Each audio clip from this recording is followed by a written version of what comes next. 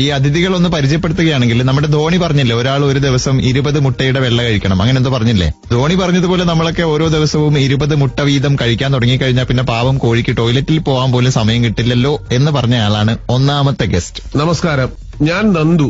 ഞാന് ധോണിക്ക് 20 മുട്ട കഴിക്കാം, അതുകൊണ്ട് കോഴിക്ക് കക്കൂസി പോകാൻ സമയം കിട്ടില്ലെന്ന്. കോഴിക്കല്ല, ധോണിക്ക് പോകാൻ സമയം കിട്ടില്ലെന്നാണ്. കാര്യം ഈ മുട്ട കഴിച്ചോണ്ടിരുന്നാലേ അയാൾക്ക് എന്നത് പ്രശ്നമാവും, സമയം ഉണ്ടാവില്ലല്ലോ. അതെ അതെ അതെ. ഓക്കെ, ഇനിയിപ്പോ രണ്ടാമത്തെ ഗസ്റ്റ് ഈ പറഞ്ഞ നന്ദു ചേട്ടൻ എല്ലാ ദിവസവും രാവിലെ എഴുന്നേറ്റ് കഴിഞ്ഞാൽ മുട്ടയൊക്കെ പുഴുങ്ങിക്കൊടുക്കുന്ന ആളാണ്, അദ്ദേഹത്തിന്റെ വൈഫ്. ഹായ്, ഞാൻ കവിതയാണ്. ഇനിയിപ്പോ മൂന്നാമത് ഒരു അതിഥി കൂടിയുണ്ട്. കായംകുളം കൊച്ചുണ്ണിയിലെ വാഴപ്പള്ളി ജാനകി, കുഞ്ഞിക്കൂനനിലെ മായാദേവി, അമ്മയിലെ ഹീരാമ്മ. നമസ്കാരം, ഞാൻ മായ വിശ്വനാഥ്. നമുക്കൊരു പാട്ടൊക്കെ പാടിയിട്ട് തുടങ്ങിക്കൂടെ? ഓണമൊക്കെ അല്ലേ? ഇവര് രണ്ടുപേരും ഭയങ്കരമായിട്ട് പാടും. എന്റെ ഭാര്യ അസലായിട്ട് പാടും എടുത്തുകയും ചെയ്യും. ഞാൻ എന്തായാലും പാടൂല, ആര് വിചാരിച്ചിട്ടും പാടാത്ത ആളാണ് ഞാൻ. മൂളിപ്പാട്ടും പാടൂല. ബാത്റൂമിൽ പോവാറില്ലേ? ബാത്റൂമിൽ പോകണമെങ്കിൽ മൂളിപ്പാട്ട് പാടണമെന്നുണ്ട്. ഇപ്പൊ ബാത്റൂമിൽ പോകുമ്പോൾ മൂളിപ്പാട്ട് പാടുന്ന സൂക്ഷിച്ചാണ്, എപ്പോഴാണ് ക്യാമറ എവിടെയൊക്കെ ഉള്ളതെന്നറിയാം. അതെ, സ്വന്തം വീട്ടിൽ പോലും സംശയമാ ബാത്റൂമിൽ ക്യാമറ. വീട്ടിലെ കാര്യമല്ല. വാണി വിശ്വനാഥും മായ വിശ്വനാഥും തമ്മിലുള്ള ബന്ധം എന്താണ്? ഒരു ബന്ധവുമില്ല, രണ്ടുപേരും നടികൾ തമ്മിലുള്ള ബന്ധം മാത്രമേ ഉള്ളൂ. മുമ്പ് പലർക്കും ഒരു സംശയം ഉണ്ടായിരുന്നുണ്ട്, നിങ്ങളെ സിസ്റ്റേഴ്സ് ആയിരുന്നു. മുമ്പ് നല്ല ഇപ്പൊ ഈയിടയ്ക്ക് എന്നോട് ഒരാൾ ചോദിച്ചു, വാണി വിശ്വനാഥിന്റെ അനിയത്തിയാണ്. പക്ഷെ മായ വിശ്വനാഥും വാണി വിശ്വനാഥും തമ്മിൽ ഒരു ബന്ധമുണ്ട്. രണ്ടുപേരും പോലീസ് വേഷം കൈകാര്യം ചെയ്യുന്നവരാണല്ലോ. അതുണ്ട്, ഞങ്ങൾ രണ്ടുപേരും ഒന്നിച്ച് അങ്ങനെ ഒരു ക്യാരക്ടറും ചെയ്തിട്ടുണ്ട്. 2 പോലീസ് വേഷങ്ങൾ. 2 പോലീസ് വേഷം. വാവ്. ചേച്ചി ആരും നിർബന്ധിക്കാത്തത് കൊണ്ടാണോ കല്യാണം കഴിക്കാതെ? ഇല്ല, അതെന്റെ ഇഷ്ടം, കാണാൻ താല്പര്യമില്ല. ബേസിക്കലി ആണുങ്ങളെ വിശ്വാസമില്ല. അതൊന്നുമല്ല, ഒരിക്കലും ഇല്ല. ആണ് പെണ്ണെന്നൊന്നല്ല, വ്യക്തികളാണ്. ഇപ്പൊ കല്യാണം കഴിച്ചവരോട് ചേച്ചിക്ക് എന്ത് പറയാനുണ്ട്? ഇല്ല, അതൊക്കെ ഓരോരുത്തരുടെ ഇതല്ല, അവരുടെ അടുത്ത് ഞാൻ എന്ത് പറയാൻ. ഓക്കെ, ഇനി കല്യാണം കഴിക്കാത്തവരോടാണെങ്കിലോ? വേറെയൊന്നുമില്ല, മനസ്സുഖമായിട്ട് ഉറങ്ങാൻ പറ്റൂ, കുറെ ചോദ്യങ്ങൾ വരില്ല. എവിടെ പോയി, എങ്ങോട്ട് പോയി, എന്ത് പോയി, കുറെ ചോദ്യങ്ങളിൽ നിന്ന് രക്ഷപ്പെടാനുള്ള ഒരു മാർഗമാണിത്. ഇതൊക്കെ ഓരോരുത്തരുടെ ഇഷ്ടമാണ് ശരിക്കും. അടുത്ത ചോദ്യം ചോദിക്കട്ടെ? ചോദിച്ചോളൂ. ഓക്കെ, ചേട്ടൻ സ്പിരിറ്റ് മൂവിയിൽ ചെയ്ത ക്യാരക്ടർ എന്ന് പറഞ്ഞാൽ ഒരുപാട് ആൾക്കാർക്ക് മാതൃകയായ ഒരു ക്യാരക്ടറാണ്. മദ്യമൊക്കെ ഉപേക്ഷിച്ച് ജീവിതത്തിലേക്ക് തിരിച്ചു വരുന്ന ഒരു ക്യാരക്ടറാണ്. ഇപ്പൊ റിയൽ ലൈഫിൽ എങ്ങനെയാണ് ഒരു ദിവസം എത്ര എണ്ണം വെച്ചടിക്കും? അതിന് പ്രത്യേകിച്ച് അങ്ങനെ കണക്കൊന്നുമില്ല. പിന്നെ നന്ദു ചേട്ടനെ കാണുമ്പോ എപ്പോഴും വളരെ യങ്ങാണ്. കണ്ണാടി നോക്കുമ്പോഴൊന്നും തോന്നാറില്ല അങ്ങനെ. അടുത്ത ചോദ്യം പിന്നെ എങ്ങനെ ഞാൻ ചോദിക്കും? എങ്ങനെയാണ് ഇത്രയും യൗവനം നിലനിർത്തുന്നത്? എന്റെ ഭാര്യയുടെ സ്നേഹം. എനിക്ക് വയ്യ. കല്യാണം കഴിക്കാൻ തോന്നുന്നുണ്ടോ? തൊട്ടടുത്തിരുന്നോണ്ട് വേറെ വല്ലതും പറയാമോ? എന്റെ അമ്മേ. ഞാൻ ചോദിച്ചോട്ടെ, ഇപ്പൊ കല്യാണം കഴിക്കാൻ തോന്നുന്നുണ്ടോ? അല്ല, സത്യമായിട്ട് എനിക്ക് കല്യാണം കഴിക്കാൻ തോന്നി തുടങ്ങി. എന്നാലും ചില ഉപദേശങ്ങൾ വെളിയിലോട്ട് ഇറങ്ങിയിട്ട് ഞാൻ പിന്നെ പറഞ്ഞു തരാം.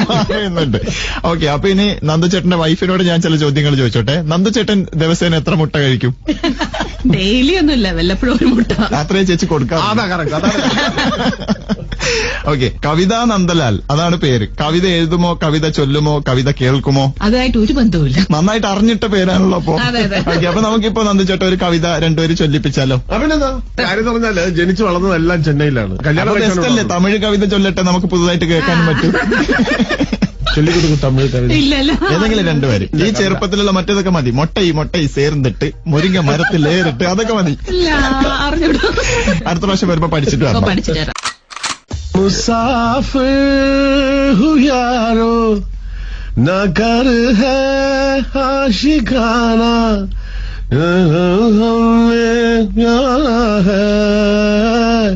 ബസ് ചലത്തെ ജാന. അല്ലേ? അതന്നെ. ആ മുസാഫിറാണ് ഈ മുസാഫിർ. ആ മുസാഫിർ തന്നെയാണ് ഈ മുസാഫിർ. ഓക്കെ, ഇനിയൊരു ഗെയിം റൗണ്ട് ആണ്. ബാഹുബലിയൊക്കെ കണ്ടതല്ലേ? ഞാൻ കണ്ടില്ല. അല്ല, അവിടെ ആ തിയേറ്ററിലെ 400 രൂപ ടിക്കറ്റ് തോന്നുന്നു, അതുകൊണ്ടാ പോവാത്ത. അവിടെ 200 ഉണ്ട്. ഓക്കെ, നന്ദു ചേട്ടനാണ് ഇപ്പൊ നമ്മുടെ ബാഹുബലിയിലെ കാളകേയന്റെ റോൾ ചെയ്യുന്നതെങ്കിൽ ഓർമ്മയുണ്ടോ ഈ മുഖം? ഓർമ്മ കാണില്ല. ഈ സംഭവം കാളകേയന്റെ ഭാഷയിൽ നന്ദു ചേട്ടൻ ഇതാ പ്രസന്റ് ചെയ്യാൻ പോവുകയാണ്.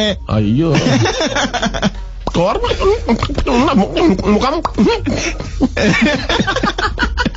പക്കല്ലേ? ഇത് ആദ്യമേ രാജമൗലി കേട്ടിരുന്നെങ്കിൽ ചിലപ്പോ കാളകേയന്റെ റോൾ. രാജമൗലി അല്ല കേൾക്കണത്, മിക്കവാറും സുരേഷ് ഗോപി ഇത് കേട്ടിട്ട് എന്നെ ഇടിച്ച് ഭസ്മ. ഇപ്പൊ നമ്മുടെ മലയാളത്തിലുള്ള ഒരു പഴഞ്ചൊല്ലിനെ കാളകേയന്റെ വർഗത്തിൽപ്പെട്ട ഒരാള് അവരുടെ ഭാഷയിൽ പറയും. എന്താണ് അവർ പറഞ്ഞെന്ന് മനസ്സിലാക്കാൻ ശ്രമിക്കണം. ഓക്കെ,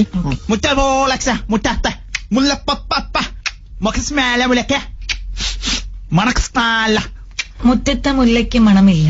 നന്നായിട്ട് ഭാഷ അറിയാലോ, എന്താണ് പറഞ്ഞ അറിയില്ല എന്നുള്ള കാര്യം. ഓക്കെ, ഒരെണ്ണം കൂടിയേ. ഫ്രണ്ട് ഞങ്ങ നമ്മോടെ കണ്ണാട് കവിത ചേച്ചി ഉത്തരം പറയും. ഫ്രണ്ട് നന്നായ നമുക്ക് കണ്ണാടി വേണ്ട. നന്നായ ഇവര് കണ്ണാടി വേണം. രണ്ടുപേരും അവിടുത്തെ കാര്യം തന്നെ. ചങ്ങാതി നന്നായ. ഹലോ. സുധീറെ, യെസ്. നന്ദു ആണേ. ആ. പിന്നെ ഞാനിപ്പം ക്ലബ് എഫ്എമ്മില് ഇരിക്കുകയാണ്. കബഡി എന്ന് പറഞ്ഞൊരു പ്രോഗ്രാം ഉണ്ട് മുസാഫിർ ചെയ്യണം. നിങ്ങൾ കേട്ടാണ്, എല്ലാ ദിവസവും ഉള്ളതാ. അപ്പം മുസാഫിറിന് എന്റെ ഏതെങ്കിലും ഒരു സുഹൃത്തിനെ വിളിച്ച് ഗെയിം ഷോയിൽ പങ്കെടുപ്പിക്കണം. അപ്പൊ അതിന്റെ ഭാഗമായിട്ട് ഞാൻ നിങ്ങളെ വിളിച്ചു. ഭഗവാനെ, ഉത്തരം ചോദിച്ചതിന് ഞാൻ വീട്ടിലൊറ്റയ്ക്ക് എന്ത് ഉത്തരമായോ? ആ, എന്തെങ്കിലും ഉത്തരം പറഞ്ഞാൽ മതി. പറയുമ്പോ ഡീസന്റ് ആയിട്ട് പറയണം. കാര്യം എല്ലാവരും കേട്ടോണ്ടിരിക്കുകയാണ് നിങ്ങളെ. ഞാൻ അല്ലെങ്കിലും അങ്ങനെയാണ്. ആ, അതെനിക്കറിയാം. എനിക്ക് വളരെ കൃത്യമായിട്ട് അറിയാവുന്ന കാര്യമാണ്. തുടക്കത്തിൽ ഇത് സ്പീക്കർ ഫോണിലാണെന്ന് പറഞ്ഞത് നന്നായി. നന്നായി. അപ്പോ വേറൊന്നുമല്ല, ഒരു മലയാളം അറിഞ്ഞൂടാത്ത ഒരാള്, അയാളൊരു മലയാള സിനിമ കണ്ടു. പക്ഷെ ആ സിനിമയെ പറ്റി അയാളുടെ ഭാഷയിൽ ഇപ്പൊ പറയും. അത് കേട്ടിട്ട് ഏത് സിനിമയാണ് എന്ന് പറയണം. വളരെ സിമ്പിളാണ്. ഇവിടെ അല്ല, മായ വരെ ഉത്തരം പറഞ്ഞു കഴിഞ്ഞു. അത് മനസ്സിലാക്കിക്കോളൂ. മായ വരെ ഉത്തരം പറയാവുന്നതിൽ നാണക്കേടാണ്. അതുകൊണ്ട് പറയുക. പറയട്ടെ. അയ്യോ Olalu best time antala ukkarake chakka sotto Ooty ജുഗാരൊക്കെ സട്ടോ റെയിൽവേ സ്റ്റേഷൻ അക്കത്തിലേക്ക് ജിങ്ക സുത്തലാർ ഒരു ജിഗാരി സന്ത പൊട്ടുക്കൊല്ല കുറക്കത്തിൽ ലഗേജ് സൊക്കി നോക്കി ജോജി ഗ്ലാമറ ചൊട്ടോ ക്യാമറമാൻ ഉണ്ടോ ഞാൻ ചൊട്ട് കൊണ്ടു വന്ന് വിളിച്ചു സത്തോ ಯಾಕೆ ചിലവർക്ക് മെന്റൽ പ്രോബ്ലം ഇരുന്നിരിക്കും చాలా ചിലക്ക് ആഫ്റ്റർ ഇന്റർവെൽ ആ സൊട്ട് സത്തിട്ട് ഞാൻ അവർക്ക് ക്യാ ഹേ ബോത്താ ഹോ സിനിമയുടെ പേര് പറ. കിലുക്കം. സൂപ്പർ. താങ്കൾക്കുള്ള സമ്മാനമായ 1,00,000 രൂപ പോസ്റ്റിൽ വരും കേട്ടോ. പല സമയങ്ങളിലായിട്ട് പല സ്ഥലങ്ങളിലായിട്ട് ചോദിച്ചിട്ടുള്ള ഒരു ചോദ്യം ഞാൻ കുറച്ച് ട്വിസ്റ്റ് ആക്കിയിട്ട് ചോദിക്കാൻ പോവാണ്. ഒരു പക്ഷേ മാവേലി മായ ചേച്ചിയുടെ മുമ്പിൽ പ്രത്യക്ഷപ്പെട്ട് എന്ത് വരം വേണമെന്ന് ചോദിച്ചാൽ മായ ചേച്ചി എന്തായിരിക്കും ചോദിക്കാൻ പോകുന്നതെന്ന് നന്ദുവേട്ടൻ പറ. എനിക്ക് കറക്റ്റായിട്ട് അറിയാലോ. എന്തായിരിക്കും? ഈശ്വര, ഞാൻ ഇനിയും പാടുമ്പോ അച്ഛൻ ബോധം കിട്ടു വീഴല്ലേ. ഒരിക്കലില്ല. ഞാൻ ഇവിടെ ആദ്യം പറയും, ഇവിടെ റോഡുകൾ ശരിയാക്കുക. അതൊരിക്കലും മാവേലി ചെയ്യാൻ സാധ്യതയില്ല. കാരണം ആ കുഴിയിലൂടെയാണല്ലോ മാവേലി വരുന്നത്. അതെ അതെ. ഓക്കെ, ഇനി നന്ദുവേട്ടന്റെ മുമ്പിലാണ് മാവേലി പ്രത്യക്ഷപ്പെട്ടതെങ്കിൽ നന്ദുവേട്ടൻ എന്തായിരിക്കും ചോദിക്കാൻ പോകുന്നതെന്ന് മായ ചേച്ചി പറ. നന്ദിച്ചേട്ടൻ പറയും മദ്യത്തിന് വില കുറച്ച് തരണേന്ന്. ഇനി ഒരുപക്ഷെ നന്ദുവേട്ടന്റെ വൈഫിന്റെ മുമ്പിലാണ് മാവേലി പ്രത്യക്ഷപ്പെട്ടതെങ്കിൽ ഒരുപാട് കാര്യങ്ങൾ ചോദിച്ചു. മാവേലി മതി എന്ന് പറഞ്ഞിട്ട് മാവേലി ഓടിക്കളയും.